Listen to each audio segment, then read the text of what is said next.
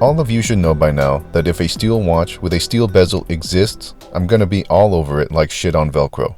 This Venturo field watch from Gruppo Gamma never stood a chance from me.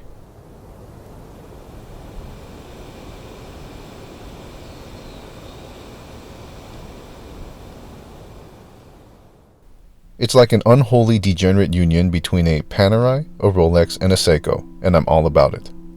Obviously, the steel bezel already makes it a watch of culture. But the true star of the show here, the often forgotten feature on every watch, and the unsung hero that we all need, is the drilled lugs. When you pair that with the quick-release spring bars, you've got a detail that really showcases an intimate understanding of what the hardcore watch enthusiast community wants. It's not a big thing, and most watches do just fine without them. But when you're in this game long enough, you realize that little things can make a big impact. They can even make or break a watch completely. In this case, it's not that extreme, but it is a very welcome design choice, especially for someone like me that is constantly changing straps and bracelets. The bracelet here is good. Objectively, there's nothing wrong with it. Personally, I don't like it because the taper is minimal, and I'm at a phase in my life where I prefer a more aggressive taper. But, thanks to the drilled lugs and spring bars, it's a breeze to set it up exactly how I want it to be.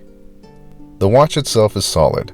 On paper, it's got all the things I typically look for, and those things come together well in person. From top to bottom, this watch has a sapphire crystal, BGW9 lume, a screw-down crown, a screw-down caseback, and powered by the Seiko NH34 automatic GMT movement.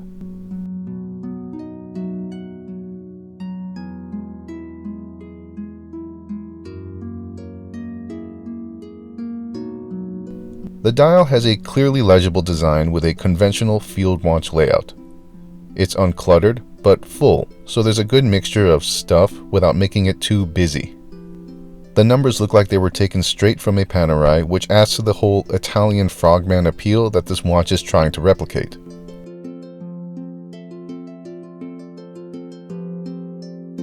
Gruppo Gamma isn't an Italian brand, but their inspiration comes from an elite Italian dive unit of the same name. That inspiration is clearly recognizable, but in a good way. I don't get that cheesy feeling of a low-effort copy.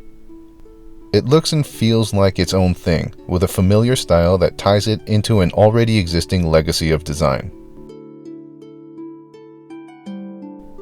It's a good-feeling watch, and I can tell that this brand cares about quality control. I can't really show it on screen. There's a subtle difference between shit watches and well-made watches from things like finishing and actions. This watch gets top marks from both.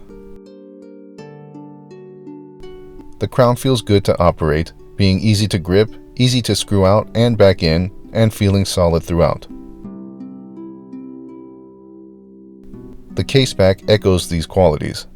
It feels machined properly with tight tolerances and precise threading.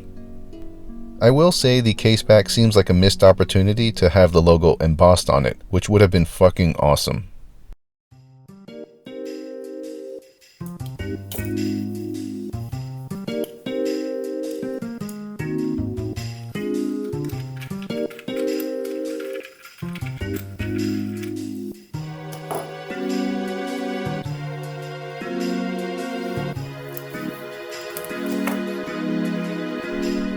Underneath the caseback is all good too. I like how there's a dual gasket system here with a gasket on the threads as well as on the movement holder. I don't really take water resistance ratings seriously, but in this case there's legitimate proof in the 200 meter rating. There's no plastic on the inside, which I am a fan of. I understand that plastic movement holders provide better shock absorption, but I'm not a logical man and I just prefer more metal. The dimensions and proportions all work well together. It's not too much of anything, making it a balanced watch both visually and in the wearing experience.